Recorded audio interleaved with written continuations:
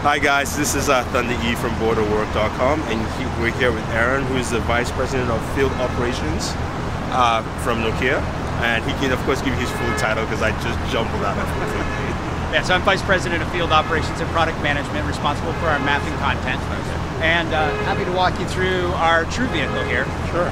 This is where all of the great maps that we have on our Lumia devices start. Let me give you a quick tour of all the technology on the car.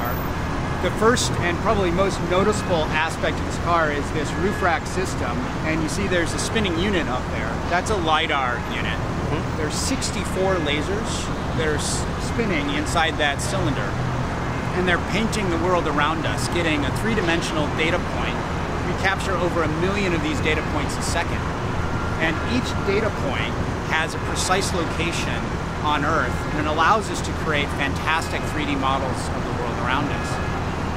On top of that, you see our panoramic camerahead. That's the silver box on the top there. That allows us to capture street level imagery, which you can easily view on our new website, here.com. We just launched a new website.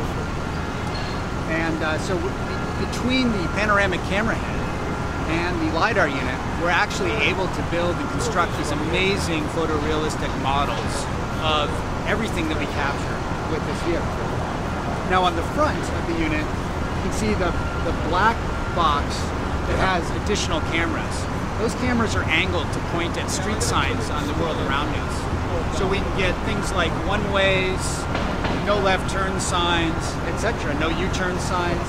Yeah, that's very important in Boston, trust me. Yeah, exactly. When you're in these complex urban environments like we are in Boston, you need to have that kind of attribute accuracy in your mapping solutions. So for us, it's very, very important that we're able to identify those signs. What we're able to do with the images that we get from those cameras is automatically extract those signs. So we have computer algorithms that are running against a vast imagery library and basically automatically pulling out the one-way signs, the no left turn signs, etc., so that we can make sure that we're building the most accurate digital maps on Earth. And the last piece of important technology on this vehicle is our positioning systems. We have multiple positioning systems to make sure we know precisely where this car is on Earth, so that everything that we're capturing is located correctly. So we have what's called an inertial measurement unit, or an IMU. It's actually the box underneath that LiDAR cylinder. Okay. Then we have GPS, we have wheel encoders, so we have multiple positioning systems that again allow us to create that sort of precision that's required for the maps that we're offering. And again, we think that, you know, it's really important that the maps be incredibly accurate so that we can provide consumers that great experience that they get on their new Lumia devices. So all of that, all the sensors that are on this car all feed into a computer which is sitting in the trunk. And that's basically pulling together all of this information, which we store on hard drives, and we can capture up to 1 terabyte of data a day. Wow. So it's an amazing amount of information that we're getting just from one vehicle alone. We then take that data, and it's so much data we actually physically ship the hard drives to an ingestion facility where we ingest the data, and then we go from there and we post-process it and we make it available obviously to people on the phones or on our website so that they can experience all of the data that we're collecting from these cars. How many cars do you have in your fleet? So of this particular variety, we have about 50 cars. Okay. We have one for each state? Well, we focus mostly on the big cities first, and then we collect out from there. Okay. But we do have 50 cars of this type, but we have a few hundred vehicles in our total fleet. Okay. These happen to be our most sophisticated cars. All right. Last week, we also announced the acquisition of a company called Earthmine. Yes. Earthmine has some great processing technology and great capability at building and engineering these kinds of systems. So we're very excited about that acquisition because it's going to really help us accelerate the expansion of our fleet. Nice. Very nice. So I guess we can go for a ride now. Yeah, you want to take a ride? Let's Sure. do it. Okay. Yeah. Go ahead. Go ahead. Sure.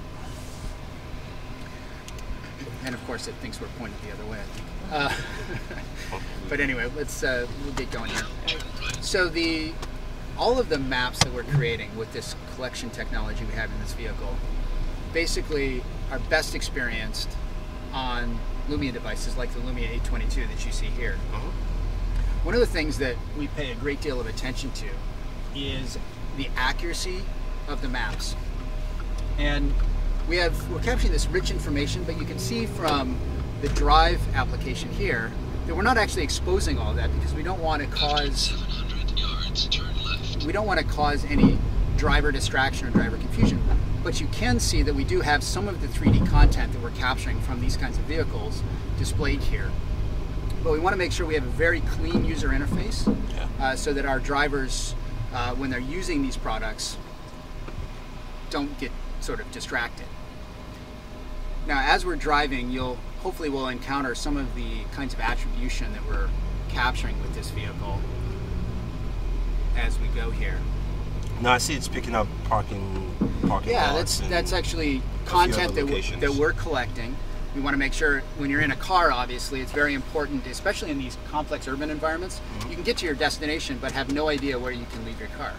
So we actually capture information like parking spots, gas stations, all kinds of place content that make it a very accurate car experience. And actually our Places team is headquartered here in Boston. Okay. And so they're responsible for all the integration of all of that kind of content. Now, as I mentioned, we have over 50 of these vehicles driving today, capturing this kind of information, but that's really, magnified by the couple hundred additional vehicles that we have that are just capturing all of the road network information. So not just the imagery and the laser data points that we're capturing from these kinds of vehicles, but we have hundreds of people in the United States that are out capturing, information about the world around us. One of the things we're proud of is Nokia is actually the world's largest private employer of geographers on Earth. And we use our geography teams to build these amazing maps. We operate in over 60 countries where we have people on the ground doing data collection similar to this kind of collection. I should have taken geography in college then. Or would have been guaranteed a job. Yeah, it's mixing you into your love of technology. Exactly. 100 yards, turn left, and then turn right. In terms of the downloadable maps, how do they play with navigation? So, say you lose a GPS signal. That's one of the amazing characteristics of maps on the Lumia devices is they operate whether you're online or whether you're offline. Nokia has a hybrid engine which can operate in both modes. What you're seeing here on this map, it's actually a vector map. Okay. It's not a raster image. And that's very important because it compresses very nicely. You can store the entire United States. In fact, this is the entire United States stored on this phone. So no matter where you're going, it operates whether you have a connection or not.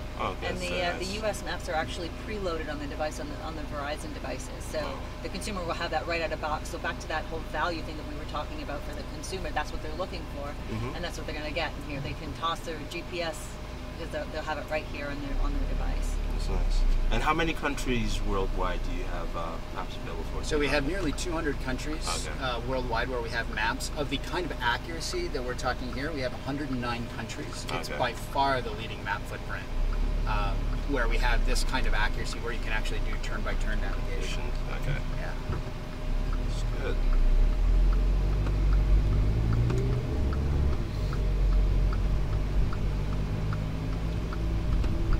You can see how smooth the interface is. That is based on the fact that we've sort of offered this vector map format. Yeah. It renders extremely well on the device. And again, it all starts with the vehicle that we're sitting in. The offline component is an amazing feature as well. So it gives the consumers a peace of mind that if they kind of go off the beaten path somewhere, they're still going to have the turn by turn.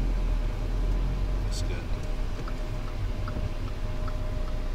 Now, in terms of map visuals, I know you mentioned with the vector maps you wanted to also keep a very simplistic look that assures the user, this is where I'm going, this is where I need to go. Some would say, well, your competitors have very rich navigation systems that show buildings and different landmarks and structures. What would you say to that? So we actually have all of that content, and we strip a lot of that content out for purposes of creating this very clean interface.